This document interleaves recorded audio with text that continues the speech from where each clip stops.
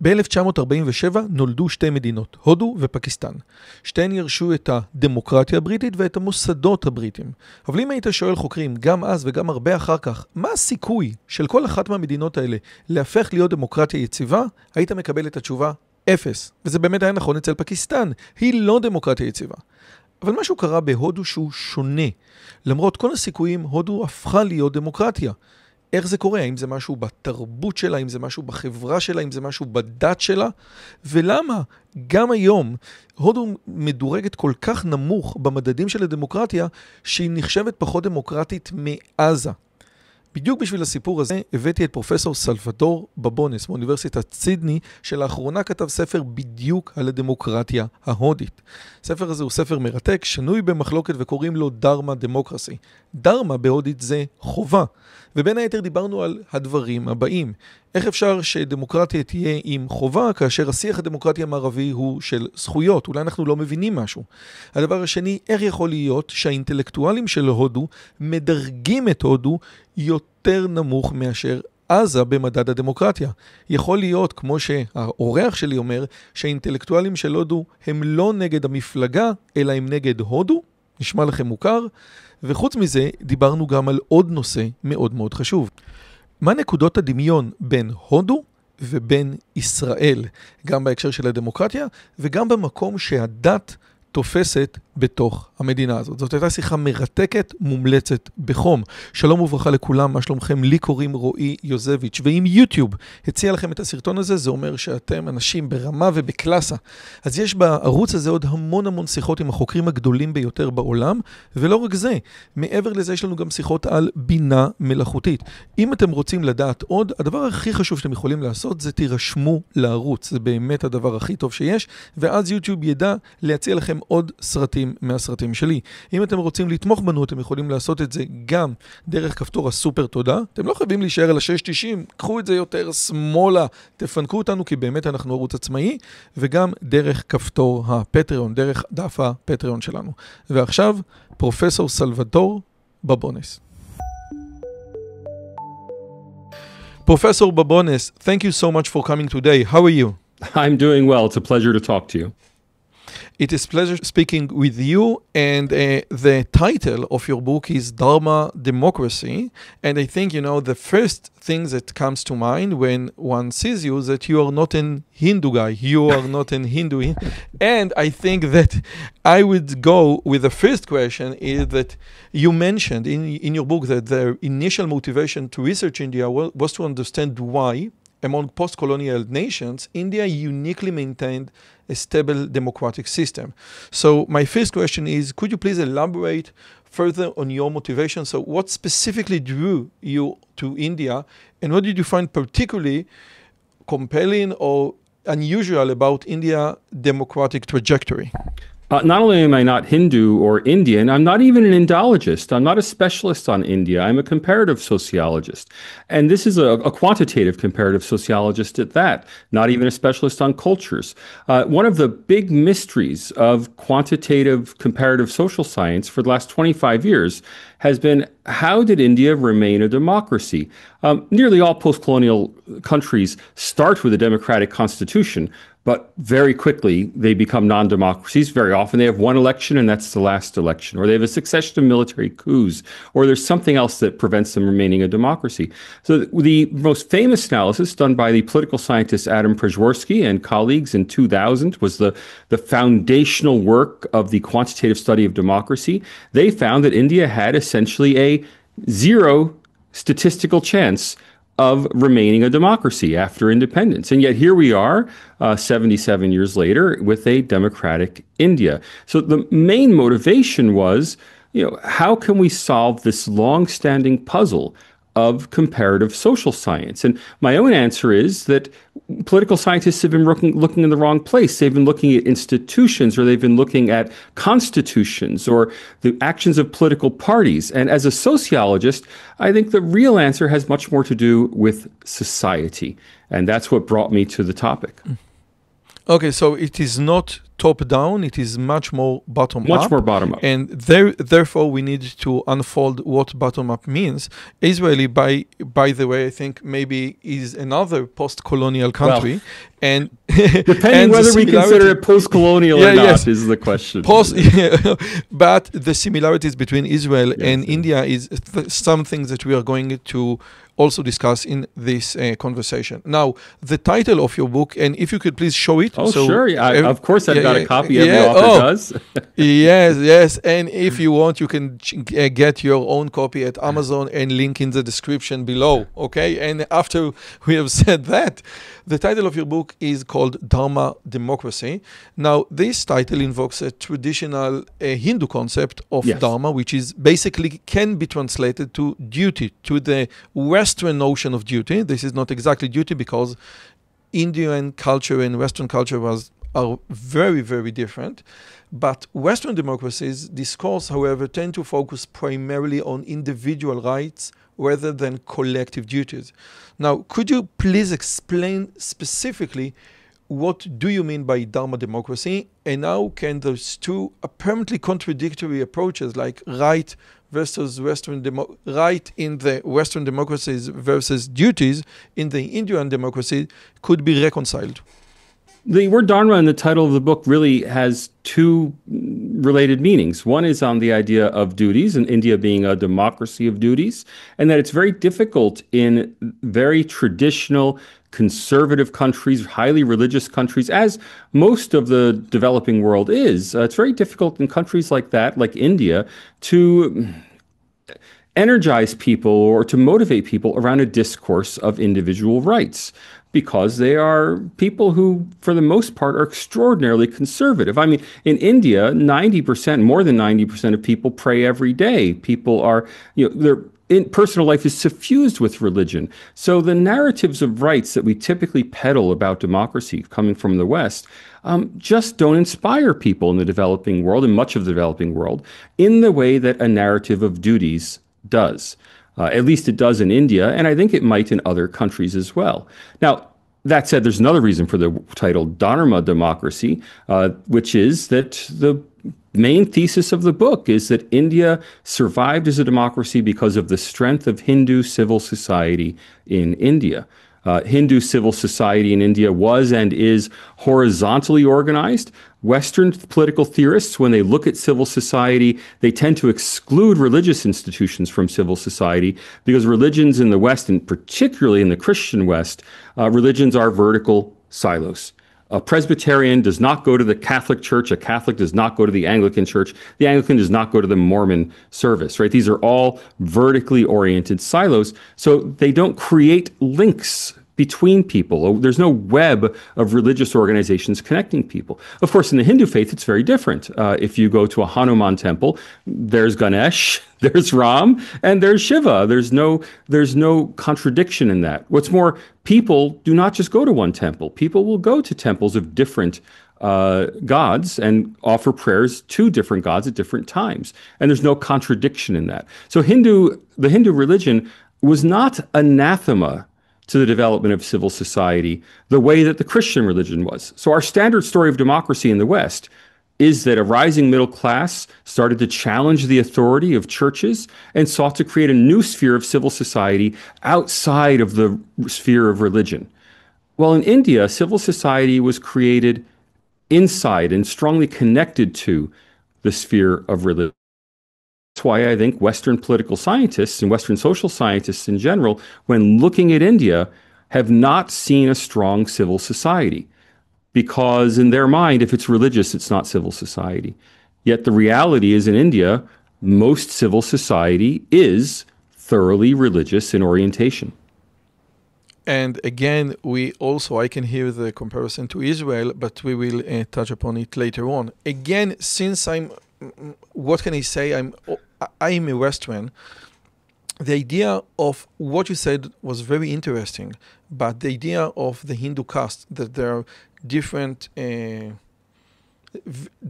inherently different castes, that one cannot move between castes, and they say like your destiny, seems to me a little bit contradictory to the idea of democracy, where each vote equals basically the same vote. Like the Bahramin caste is just like the no caste, okay? And they have the same power to change the government. So again, let's say that I subscribe to your theory about religion and civil rights all come together in India. Still, how does the concept of caste can be reconciled into the idea of democracy? Caste hierarchy is certainly antithetical to democracy. The point is that India's Hindu reform movements, beginning in the middle of the 19th century, really picking up steam by the end of the 19th century, the most famous figure being Swami Vivekananda and the Ramakrishna Mission, but many other figures in the late 19th, early 20th century. These Hindu reformers were seeking to connect Hindus across caste. In fact, one of their major reform programs was intercaste dining, trying to break down caste barriers in Hindu society. So these Hindu reformers were very busy from, especially, let's say, the 1880s right through to the independence in the 1940s, were very active in attempting to unite Hindus across caste. And that sentiment exists even today. So Indian political analysts routinely talk about the BJP, the current governing party in India, as being the Hindu party that attempts to unite Indian voters on the basis of Hindu faith, as opposed to caste-based parties. And there are many caste-based parties in India where people simply vote for a traditional leader of their own caste. But Indian democracy has not depended on those caste-based parties. They're a slowly disappearing relic of the past, as opposed to the fundamental building blocks of Indian democracy. So Hindu civil society was formed explicitly to try to tear down those distinctions based on caste. And the biggest single mechanism being intercaste dining, bringing people together who by caste rules could not socialize. They were brought together. They were brought together as Hindus instead of as members of their particular castes.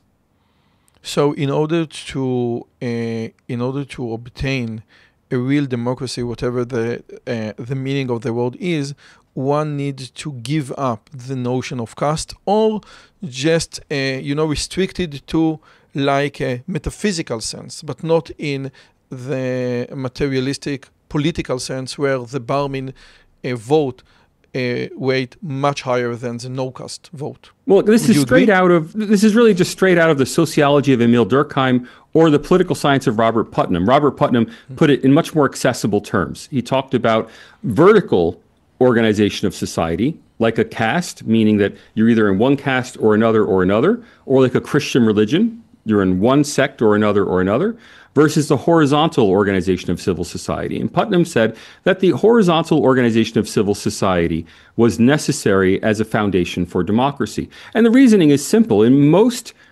post-independence countries of the third world, they had an election. And whichever vertical group, whichever vertically organized silo won that election, they never gave up power.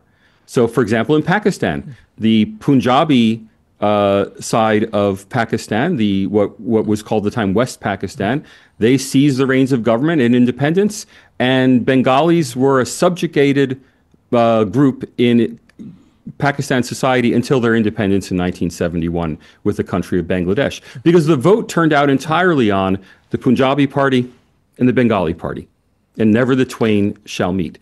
Democracy requires that we all belong to the same community, that we don't vote along these vertical community lines, but instead we vote in ways that are very complex and interconnected in complex webs, so that even when I lose an election, I didn't lose. I mean, let me make that practical.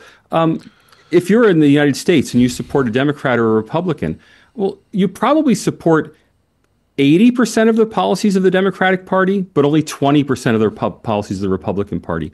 If the Republican Party wins, you're still getting something for you. It's not an all or nothing victory. And that's true in any healthy democracy. That is, when the side you didn't vote for wins, yeah, they're not giving you all the policies you want, but it's not like in Ethiopia where when your side loses, you need to move from the country. Yeah, there's a civil war, and your side is subject to severe persecution. That's what makes our modern democracies, our modern Western democracies work. What the political scientists missed is that horizontal web of civil society was also present in India, and they missed it because it was thoroughly suffused with religion, and in their minds, civil society is secular. And again, when you look at reality with your own glasses and you cannot remove the glasses, just like Immanuel Kant mentioned, like 300 years ago, 250 years ago, you color the entire reality based on your prior beliefs. And this is one many people just cannot escape. And now I want to mention another things for our viewers, that in Judaism, we also have castes. We have 3 different castes. I myself belong to the higher class of priests, but those classes are only restricted to the religious rituals, nothing else. Okay, so you can maintain the concept of different classes in the realm of Judaism, but only in the context of religious rituals. Well, I don't know how it works in Israel, but I'll tell you that in India, although we learn in textbooks that Brahmins are the highest caste, don't tell a Rajput that Brahmins are the highest caste, because they'll tell you that Rajputs are the highest caste. And don't tell a Lingayat that Lingayats are the highest. And don't tell a Bahar, who are scheduled castes in India. They're considered what we used to call untouchables in India. They're considered a backward Untouchables. They insist they're the descendants of the former kings, and there's credible historical evidence of that, the former kings of the Delhi region, and they insist that they are the highest ranking caste of their area. People don't accept these textbook definitions that the world has learned, that, of course, Brahmins believe they're higher caste, but I have not met anybody in India who's told me that his or her caste is actually beneath any other caste. Okay, even the untouchables. Even the untouchables who will insist that they won't dine with the Brahmins. Very interesting. Now they've suffered discrimination, and they'll tell you they suffered discrimination, and that's true. There has been serious discrimination in the past. There's continuing discrimination today. But people have caste pride, and we can't readily accept these hierarchies just because someone wants to tell us that there's a hierarchy intellectually or academically. It doesn't mean it happens in real life. Yes. I just mentioned it that you will respect me more as a priest. This is basically why I did it. Okay. But the kings may not feel the same way.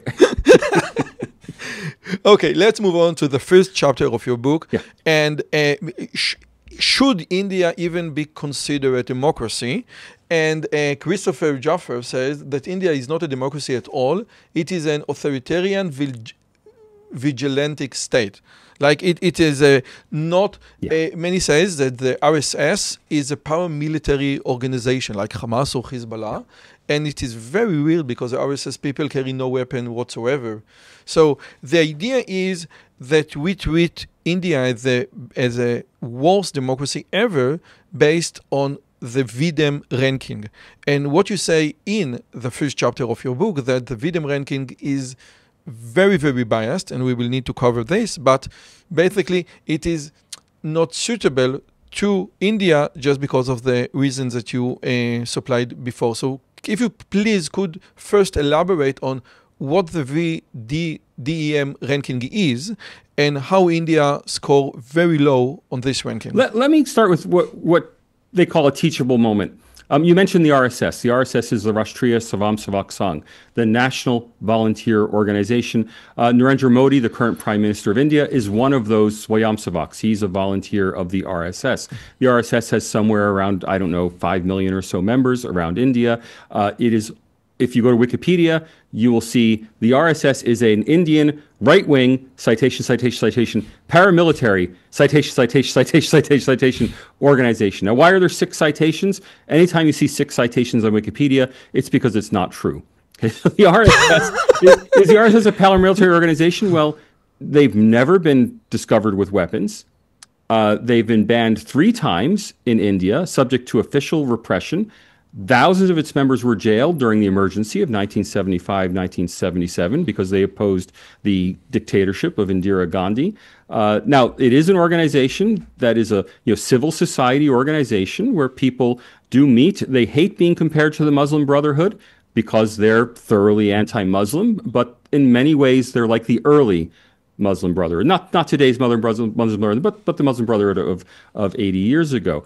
They are also often compared to the Boy Scouts, and they hate that comparison. But that's probably the more accurate comparison in that they meet, they have discussions about patriotism, they do some exercises, and the only reason they're called paramilitary, if you look through those references, is that they used to do exercises with lathis. Now, a lathi is a bamboo cane. So do martial arts with sticks, like Friar Tuck and in Robin Hood. These have never been used as weapons in a practical way. There are occasionally incidents in which people in India have beaten people they don't like. And in fact, there have been incidents in which Hindu mobs have beaten Muslims with lathis. It has happened. It's very rare. It's not the intention of the stick. These aren't even heavy police batons. These are, bamboo sticks for exercises. Now, any paramilitary organization that's been around 100 years, that has 5 million members, that's highly disciplined, that the only weapon they've ever been found with is bamboo sticks for exercise. In a world of AK-47s and there's never been a bombing by the RSS. There's never been a shooting by the RSS. There's never been anti-government activity by the RSS. Why is it a paramilitary organization? Because critical people on Wikipedia and in the Indian political world and in the human rights world are able to find a citation that says it.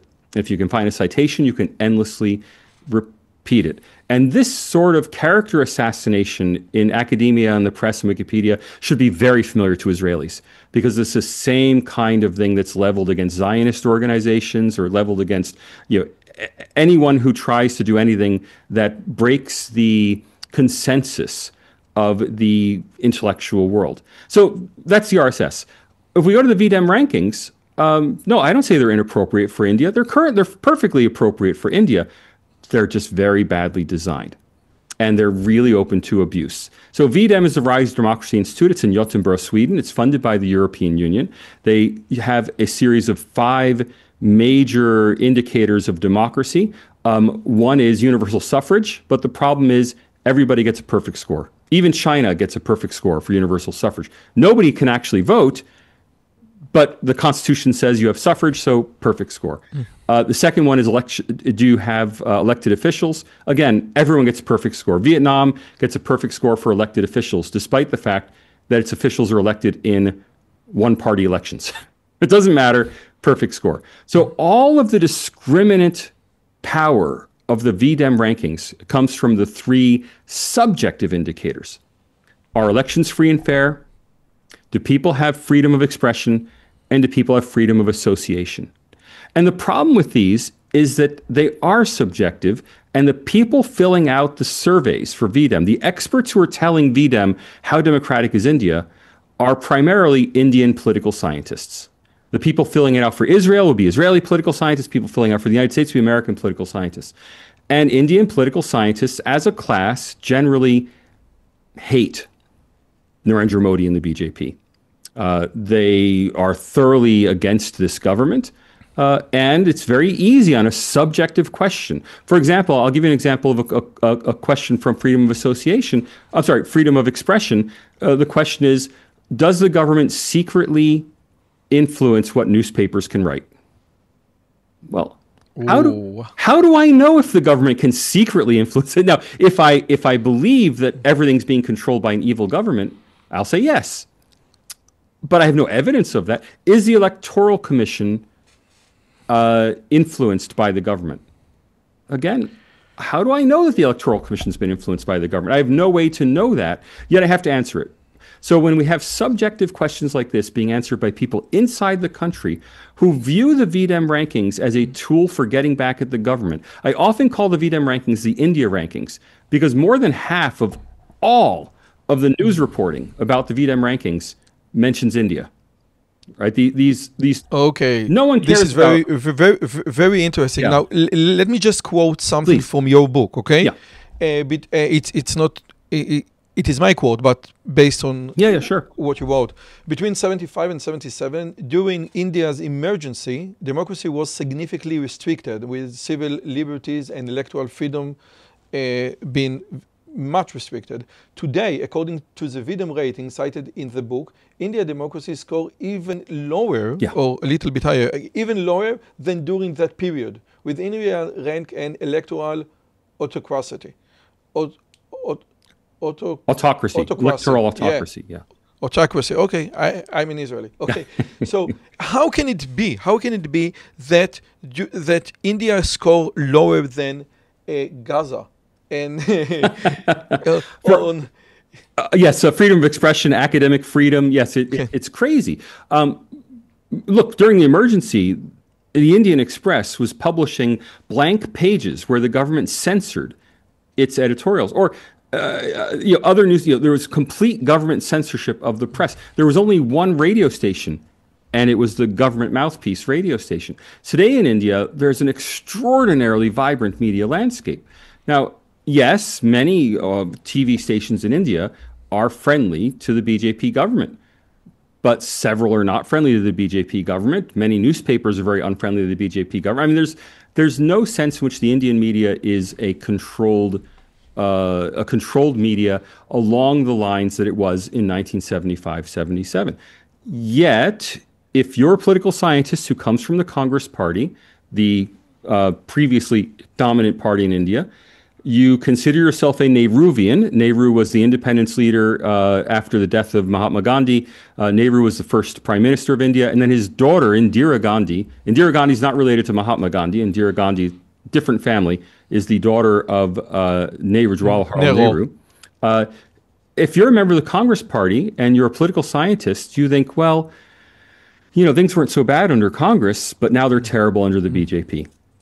And so you rate the current situation in India down, while you don't penalize the past in India very much. Now, in my book, not only do I make these kind of explicit comparisons across time for India, I also make explicit comparisons across countries. So, for example, the freedom of press in Maldives. Maldives is not only a Muslim majority country, it's a small island country off the coast of India and Sri Lanka, where Islam is not only the state religion, it's required of everybody. You have to be Muslim to be a Maldives citizen. And there's full censorship. All press must be approved by the government. The idea that Maldives has a freer press than India, with explicit government censorship, is of course nonsensical. But what I do in the book repeatedly with these rankings is try to interrogate them on a quantitative, comparative basis. And I know I've talked for a long time. I really want to stress this. I don't try to make my own evaluation of how good India is. I don't know how good India is. What I try to do is benchmark India to itself, benchmark India to other countries, and to benchmark India to countries that we all accept are democracies. United States, Australia, Germany, we all accept these are democracies. So if India behaves in a way that's similar to a European Union country, well, then we can ascertain that it's not, in fact, number 105 in the world, as Videm says it is. It's probably in the range of a European Union country. And we might even say that if India scores lower than Gaza, for example, on, I don't know, freedom of speech or something like that, maybe the Videm ranking is rigged. Now, my question is, are you subscribed to the theory that world experts want to state that more than half of the kids in the world live under authoritarian countries, and the only way to do it is to include India as part of an authoritarian country? So that's half right. So if you can please elaborate. Yeah. No, we need India to be non-democracy because we have India is a subcontinent, therefore we have many, many people in India. And if you can classify India the way we want to classify India, say, and, there is inequality, there is world inequality, etc., etc., it will be beneficial for us. So that's half right. First, I have to stress the ratings done of India are mainly done roughly 80%, we don't know the exact number, by political scientists in India. And those ratings are done independently. It's a first-class operation, survey operation. I have concerns about inherent biases in that this isn't some kind of survey of the Indian population. The VDEM Institute has accepted applications from political scientists to serve on its expert panel. They can choose who to accept and who not to accept. I doubt many Modi, friendly political scientists are accepted by VDEM as members of their panel. But the opinions are coming from actual credentialed political scientists in the country being studied. However, VDEM, like any nonprofit organization, needs funding. And how do you get funding for your democracy organization? Oh, things are always worse. Yeah, last year was bad. This year is even worse. Now it's the twilight of democracy. Now it's an hour to midnight. Now it's 10 seconds to midnight. Please fund our organization before democracy dies. And so the reports have more and more dire titles every year. And one of the tricks they pulled was that creating the category of an electoral autocracy, which is a contradiction in terms. I mean, an autocracy is one-person rule. I mean, that's what the word means. And you don't have one-person rule if, like Mr. Modi, you get 42.5% of the vote and you have a coalition government in India and you only control the governments of about 2/3 of the states in India. So your ability to be an autocrat is severely limited. Nonetheless, they created a category called not just autocracies, China, North Korea, etc. They created a category called an electoral autocracy, which in their view is just as bad. And how do you get half the world being autocracies? Well, instead of going by number of countries, you go by population. And how do you ensure that India is characterized as an electoral autocracy? Well, you have a scale from 0 to 1 that you use for your ultimate VDEM index. You find a number, if you chose below 0.4 as an autocracy, then the world's not an autocracy. Choose 0.5. Now the world becomes full of electoral autocracies. And so you get the majority of the population of the world living under autocracies. If you choose this number, if you that characterizes India as an autocracy, I want to be clear, VDEM's characterization of India as an electoral autocracy is in no way based on a qualitative analysis of the patterns of governance of Narendra Modi. It's entirely based on their cutoff was 0.5 for liberal democracies. And so India, which fell just short of 0.5, became an electoral autocracy instead of a liberal democracy. Torture the number enough, and they will say anything that you want. Okay? In this case, that's literally true. There's no theoretical justification for the threshold they chose.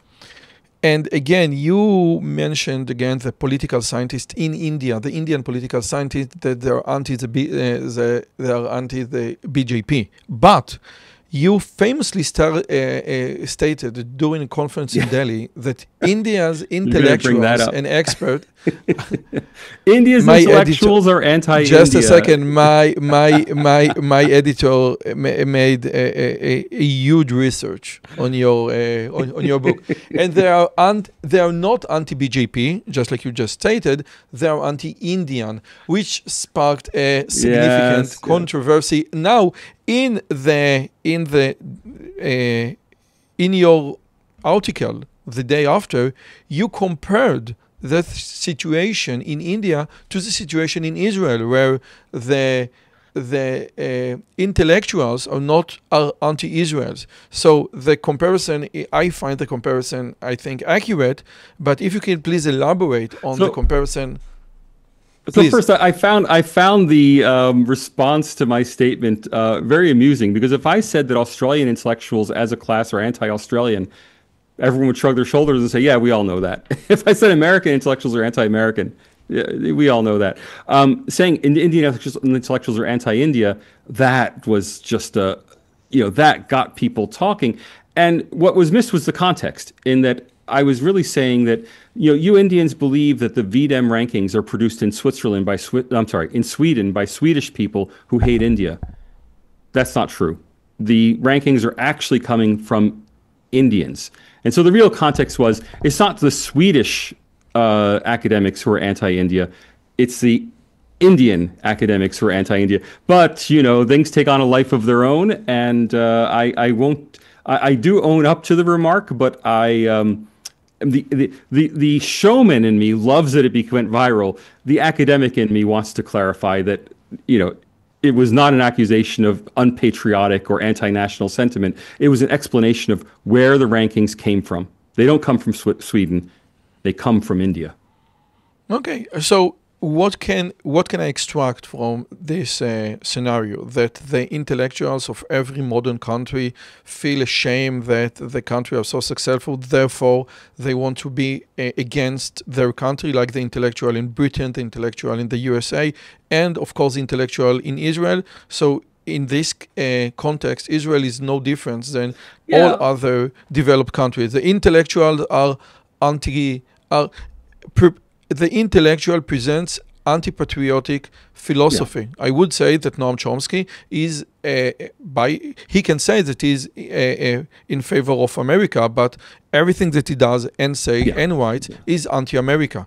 And can we say, from your external perspective, basically the same thing on Israeli intellectuals? Look, it's broadly true, but it's not really a problem. I mean, in a way, it's a sign of a good society. In a good, healthy society, we have intellectuals who primarily think of criticizing the society, of wanting it to be better. I mean, intellectuals who criticize India within India, they don't hate India. They want India to be even better than it is. American intellectuals who criticize America want America to be better than it is. I'm sure it's the same in Israel. It comes from a good place. You know, it's not a sign of evil. It is, however, somewhat self-defeating for a country that its own intellectual class undermines it abroad. It does create problems. And it also is, there are these bizarre biases embedded in rankings because people think, you know, if they see an injustice in their country, they think in shame, oh, my country's so terrible, it has these injustices that I know about. Well, how many injustices were committed in Lesotho last year? Or in Bhutan, or in Montenegro? You probably don't know because if you're an Israeli, you probably haven't kept track of all the injustices that happen in Montenegro. Montenegro sounds like a great place because you just haven't heard of the problems. And that's true everywhere. And so often when I speak to Australian audiences who say, I've heard this or that accusation against India, I then bring out for them the accusations against Australia. And they say, well, yeah, but, you know, that's not everything. Australia's pretty good. I say, well, same thing in India. We can find these problems. I mean, I just told you about, there have been incidents of Hindu mobs beating Muslim men with lathi sticks. It's been caught on camera. It has happened. My question as a systematic social scientist, not a critical intellectual, a systematic social scientist is, how often has it happened? And if it happens rarely, well, then we don't view that as the dominant aspect of society. In the same way, every country has murders. Well, does that mean it's a violent country if your country has a murder? No, we look at the murder rate. And a lot of the discourse on India is journalistic. I can find you an example. And intellectuals are at the forefront of using these cherry-picked complaints about the country instead of trying to look at systematic data. And that's what the book is all about. It's all about systematic. And let me just say or add that the same thing, I think the exact same things happen in Israel, where some things that the Israeli military, the Israeli IDF, or even the Israeli government, some of the things it does are inappropriate. But if you just want to look at the little bit broader picture, you will see that Israeli act as no country has ever acted in the history of worldkind. So the idea of cherry picking, I think, stem from that I want Israel or I want India to be bad. I want to color it in bad colors. And I think that this motivation, you know, this anti-Jewish, anti-Indian motivation is really what's interesting. Now, up until I read your book, I've never came across the concept of Hindu phobia. Okay? And right now, you also highlight the parallel with anti-Zionism or anti-Semitic. Sure. Could you please, when you say when we say Islamophobia, I think that this is a wrong term, because phobia is an irrational fear from something that will have no harm on you. But Islam has a very clear threat on Western society. Therefore, Islamophobia is a wrong term. I think that Hinduphobia means basically the same thing. You have an irrational fear from what? Could you please elaborate on what do we exactly fear from? Let's go through these three terms. I never use the term Hinduphobia. I use the term anti-Hinduism because it's very parallel to the anti-Semitism that we see in Western societies and throughout the world. Islamophobia, on the other hand, is a real phenomenon. Now, there is rational fear of Muslim militant organizations that does exist, but there's also irrational Islamophobia. There are people who feel uncomfortable. Let's say if a colleague wears a hijab to the office and people feel uncomfortable about that, that's Islamophobia, right? However, there's very little anti-Islamism. That is, very few people are going out and attacking Muslims in the world. It does happen. There's anti-Islamism in Myanmar. There was a heinous anti-Muslim attack, several years ago in New Zealand, the Christchurch massacre. There is anti-Islamism, but it's rare and it's universally condemned. Nobody in the West accepts anti-Islamism. Anti-Hinduism, on the other hand, is increasingly common, and it shares a lot of parallels with anti-Semitism, in that in both cases we see, well, I'll give you examples from Australia. We've seen both Hindu temples and Jewish temples be defaced with graffiti in Australia. They're the only religious institutions that get hate graffiti sprayed on the walls. We don't see mosques in Australia. We don't see it in there are plenty of mosques in Australia. They don't get graffitied with hate speech. There are plenty of churches Australians in Australia. are smart. I think they are righteously afraid of doing such a thing. Well, they might or may not. The point is it doesn't happen. Okay, so what we see is anti-Hinduism on the model of anti-Semitism. Now, it's not just that graffiti.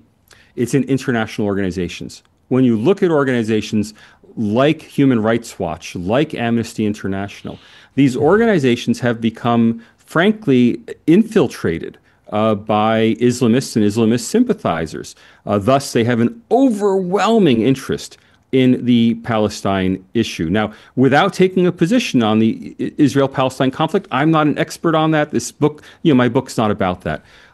It's clear that the condemnation of Israeli behaviors is not simply motivated by the ordinary objection to warfare. The condemnation of Israeli behaviors stands in for anti-Semitism. It's anti-Semitism parading as anti-Zionism. Okay. It's the exact same thing with India. So India is endlessly pilloried about the status of Jammu and Kashmir, which is very parallel to the Palestinian territories. 1947, India and Pakistan become independent. Immediately, Pakistan invades India and attempts to take parts of India. There's a ceasefire ultimately, and that ceasefire line results then in 2 more wars with Pakistan, each time invading India and each time being repulsed by India. Nonetheless, the parts of India that are Muslim majority, mainly in Kashmir in northwestern India, are endlessly claimed to be under Indian occupation. And the playbook, the anti-Semitic playbook derived from criticism of Israel vis-a-vis the West Bank and Gaza, let's look before October 7th. That playbook is replicated against India as anti-Hinduism. Now, when you look after October 7th, I don't know if you're aware, your listeners are aware, but just last month there was a horrific attack in India, the Pahalgam massacre. It was conducted by Islamists from Pakistan who infiltrated into India and who murdered tourists in Kashmir only if they were Hindu. Now, it was nothing like on the scale of October 7th in Israel. I mean, October 7th in Israel was, I don't have to tell you or your listeners, was horrific. In India, it was a couple dozen people instead of 1,000 people. nonetheless, it was the same pattern of identifying Hindus to be murdered simply for being Hindus, with the goal of sparking a war, with the goal of sparking a reaction from the Indian and Hindu side, with the goal of stoking violence and conflict between the two groups. The playbook, the October 7th playbook, is entirely replicated in Pahalgam, the only difference being the number of people who were killed. And like you told me in the pre-interview conversation, that the similarities between 47, where India got independence, and 48, when Israel got independence, are remarkable. So there are so many similarities between the two nations. And again, the idea of Pakistan and then Bangladesh, the partition between the two nations, and the Hindus as people that just want to live in peace and practice their own religion. And the idea, the main prayer in all of Jewish ceremonies and rituals are just, God, give us peace. Okay, we want peace. And the idea of peace that has nothing to do with the philosophy and the religion of Islam brings up, I think, again, remarkable similarities between the modern history of India and the modern history of Israel. Look, there's serious parallels in the history, but what I observed is someone, from an outside doing research into this topic. I'm not an expert on anti-Semitism. I'm not an expert in the Middle East. I've become an expert on India and Hindu faith in the context of researching this book. But as I was researching the book, I kept finding these parallels, finding that, for example, everyone in Israel is aware of the BDS, Boycott, Divestment, Sanctions campaigns against Israel. They've been going on for 25 years now. Well, for the last 10 years, there's a BDS campaign against India in academia. It hasn't reached anything like the same proportions. But the idea that there are only two countries in the world that have been subject to a BDS campaign, Israel and India.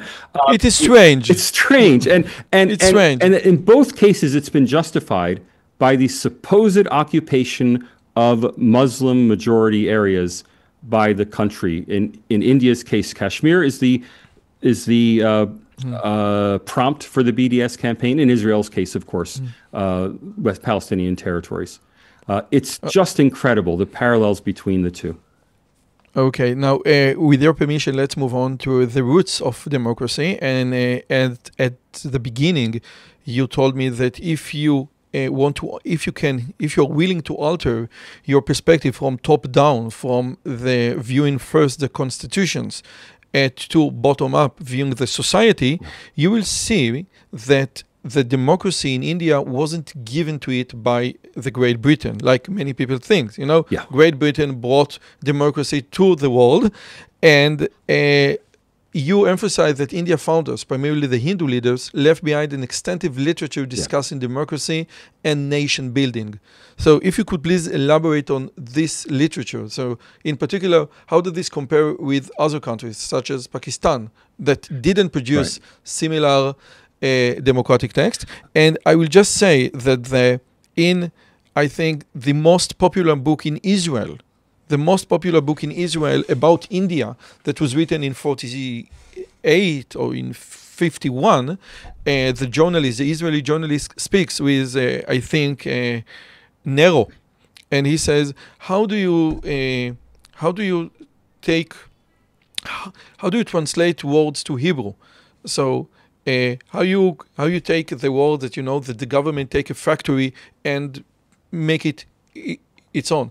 So the Israeli journalist says we have the word nation, and we say nationalize, and he says it in Hebrew. And the Hindu scholar says we can't say it because we don't have the word nation in Hindu. Yeah. And this is how the book ends. We don't have the word nation in Hebrew. So with that in mind, this is what the Israeli knew about the nations in India. Could you please elaborate on those texts? So first, the British Empire left a legacy of democracy and rule of law everywhere in the world, except Pakistan, Sri Lanka, Myanmar, Malaysia, Kenya, Tanzania, Nigeria, Ghana, Jordan, So I think we can just forget this idea that the British left a legacy of democracy. Nehru, on the other hand, I'm not surprised to hear that Nehru believed that India had no nation, because Nehru was the archetype of the third world dictator. All the other third world dictators followed in Nehru's footsteps. Nehru seized control of the National Liberation Movement, the Indian National Congress. Gandhi had written just a day before he was assassinated.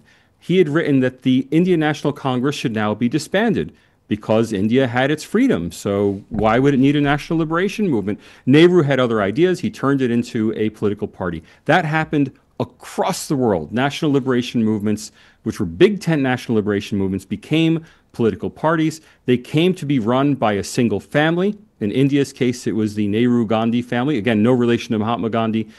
Nehru's daughter, Indira, married a man, Feroz Gandhi, and that's where she got the name Indira Gandhi. The leader, first thing Nehru did in power, amend the Constitution to eliminate freedom of speech and freedom of press, to give the government the ability to censor the press. That's the first, the American First Amendment is freedom of speech and of the press. India's First Amendment is government can control speech and the press. He did that before holding India's first election under the new constitution. India had a new constitution. He had to call elections. And before calling elections, he gave himself the power to censor the press. Nehru, of course, ultimately passed on power to his daughter. His daughter ruled. So the Nehru-Gandhi family ruled India from 1947 right through to 1977. The difference in India was that when that 20-year founding dynasty faltered, it eventually declared dictatorship in the emergency, and there was a crisis, and it came to that crisis point. India had a strong civil society to fall back on. Civil society did not cooperate with Indira Gandhi's dictatorship. There was no military coup. There was no uprising. What there was a broad unwillingness to cooperate with her dictates as a dictator, a broad shaming of her for not following the norms that the society expected. And ultimately, India's civil society was strong enough to hold together in the face of dictatorship and ultimately bring down that dictatorship. And Indira Gandhi did eventually call an election because she couldn't govern without getting a new electoral mandate. And she lost, and she left power gracefully. And she actually was later reelected as Prime Minister of India and came back in a much more modest guise. Now, other third world dictatorships followed that same pattern, except when they had their crisis, military intervened, or there was a violent revolution, or someone assassinated the dictator. India got through it by meeting the dictatorship with a strong, united civil society where organizations of all kinds, not just the RSS played a role in it, all kinds of civil society organizations all across India worked together in civil resistance to the Indira Gandhi dictatorship and ultimately forced an election. So again, with your permission, let me re-ask it. The power of this civil society to reject Indira Gandhi dictatorship, where does it come from? From the religious Hindu text or from other texts? No. It comes from this. So the book's called Dharma Democracy, not because there's something special about Hindu faith that promotes democracy, but because Indian democracy was based on the shape of Hindu civil society. Muslim civil society is very top-down, very command and control oriented. Christian civil society, Christian churches are based in silos. Okay. Hindu civil society developed very strong national connections across the entire country so that a dictator like Indira Gandhi was not able to divide and rule. People were in contact, even though the posts were monitored. If there are a small number of heroic leaders opposing the regime, you can throw them in jail. Indira Gandhi threw 100, I forget the number, over 100,000 people in prison, activists in prison. Yet resistance to her regime went on because it wasn't based on individuals. It was based on a broad-based nationwide network of people who refused to cooperate with her regime. And we have a lot of evidence. I don't put it in the book.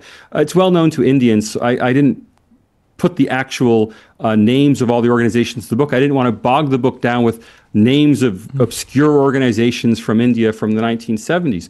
But organizations across India ran safe houses. But again, not 1 or 2 or 20 safe houses, thousands of safe houses across India, ran communications networks across India. That is, they kept in touch on a continent-wide basis, a network of resistance to Indira Gandhi's rule. And that was only possible because people were communicating. They were connected. There was a dense web, a dense associational web, so that someone from the Vishwa Hindu Parishad, the World Hindu Council, could connect with someone in a communist party on the other side of the country, and they could work together.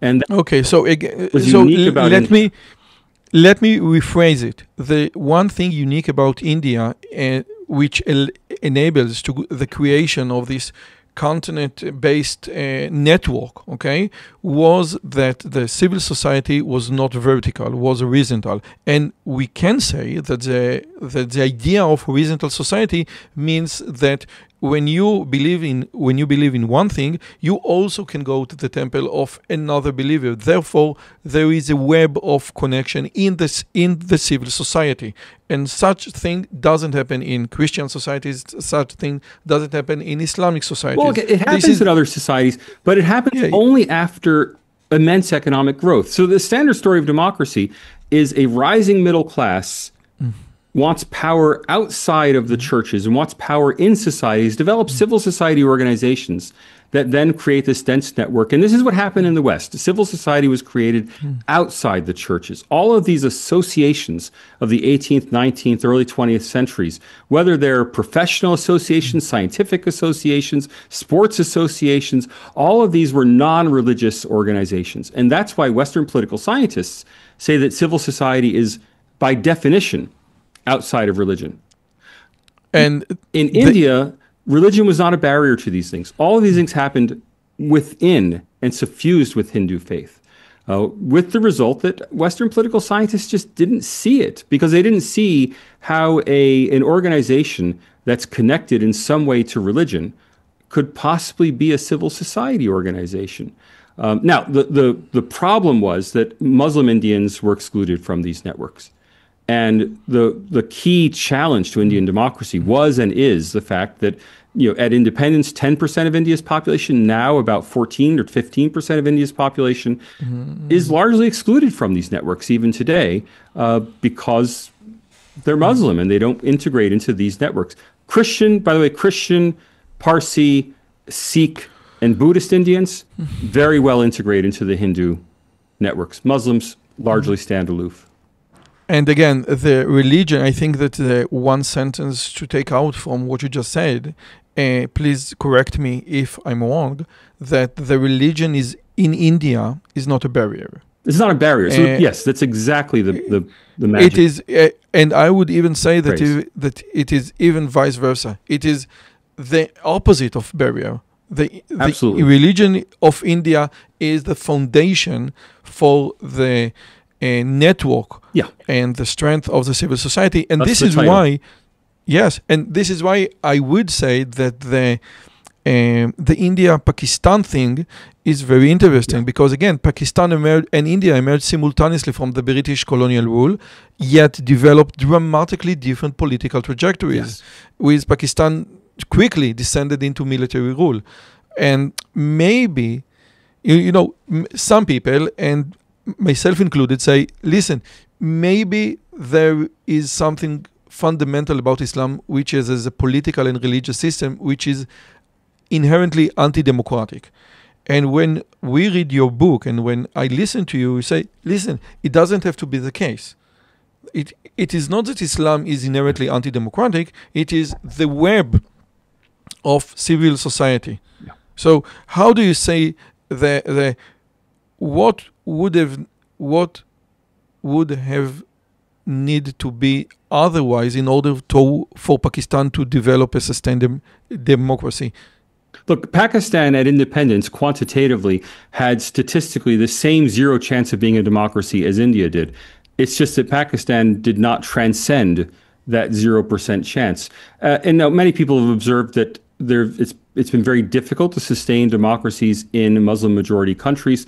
I'll just point out that it's not only Muslim-majority countries; it's also across the Christian and non-Abrahamic countries of Southeast Asia, Africa, South Asia. That is, it's not only poor Muslim countries that have not sustained democracies. Look for democracies in sub-Saharan Africa. It's very difficult to find well-institutionalized democracies there. Or look for democracies in Southeast Asia. You can't find well-institutionalized democracies there. So it's not only Muslim countries, it's poor countries. The standard formula has been no middle class, no democracy. India's beaten those odds. That's really the distinctive feature of India. And because you said that the religion is not a barrier, many observers, including some white of center Hindu nationalists, argue that Hinduism is inherently secular because it's fundamentally inclusive. Okay, and the idea of inclusive versus secular, I think, is very interesting because in Israeli, I think we face basically the same thing. What is the correct approach to religion? Okay, and could you please elaborate on the tension between inclusive and secular? Let's say that we want a Hindu state, not a Jewish state where the majority are Jewish, or a Hindu state where the majority are Hindu. Let's say that we want a religious Hindu state. Will that state still be secular, or will this state still be inclusive? So I've heard from many Hindus that the Hindu faith has a very strong connection to democracy and makes it possible, and that because they're Hindu and accepting that that's inherently democratic. And to those people, I just point them north to Nepal, which is a Hindu majority country and has at times been an officially Hindu state. And Nepal's had serious problems maintaining a democracy over the long term. I think there's something special about the Hindu faith as such that makes it democratic. But the idea of having a Hindu state, or even, well, let me contrast a Hindu state versus Hindu nation. India clearly has a Hindu nation. The national identity is all tied up with Hinduness.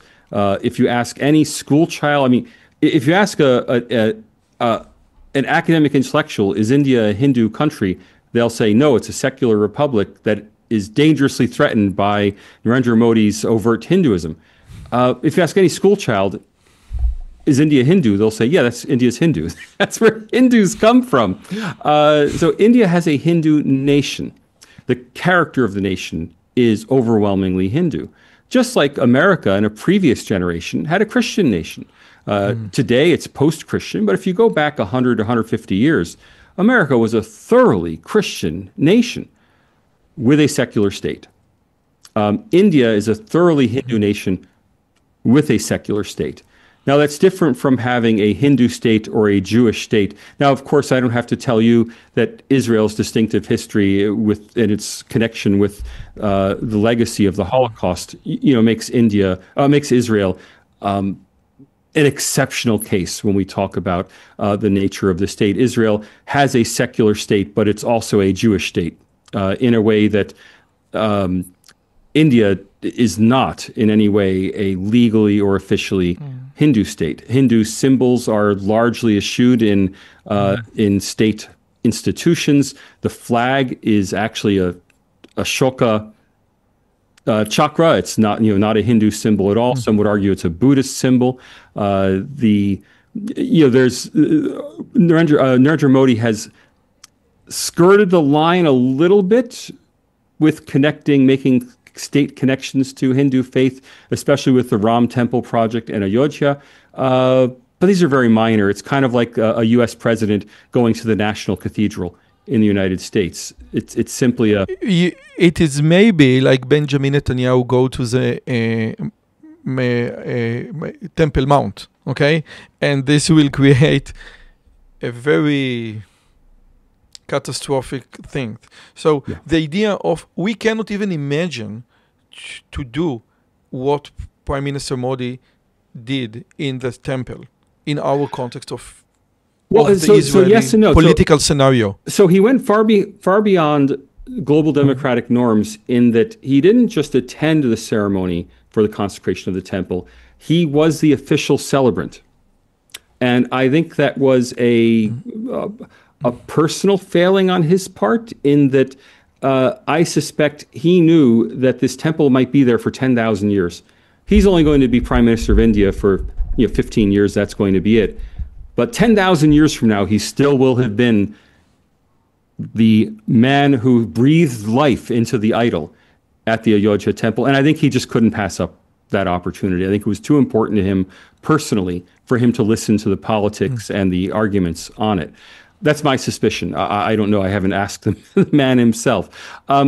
Israel, of course, is in many ways much more secular, staunchly secular. But let's not forget the Star of David's on the flag. Israel is the homeland of the Jewish people, and there's no, there's a consensus around that, right? People may argue whether it should be or shouldn't be, but everyone knows that it is. In a way that India is not the homeland of the Hindu people. Practically speaking, yes, but for example, there's no right of return to India for Hindus abroad. If you're Hindu but in another country, you can't just get a citizenship card to move to India, right? So it's not an officially Hindu state in any legal way. I think that the main lesson learned from your book is that we need to abandon our Western tendency, our secular Western tendency, to view all culture in the image of the Western culture and the Western society. And some society are profoundly different. The Eastern society, the Eastern part of the world, is not like the Western part of the world, with different set of values and with different ways to view the world. I would even say that Israel, or the Jewish society, is part of the Eastern society, part of the Western society. And when you try to force the Western society on non-Western cultures, you will get, like the VDEM ranking, some very biased, distorted, unrealistic results. So I think this is like the most important message from your book. Professor Salvador Babonas, thank you so much for your time. Thank you so much for your book. It was a marvelous conversation, and I personally learned so much about India and, the difference between top-down and bottom-up with the context of the Indian democracy. It's a great pleasure to talk to you. Thank you.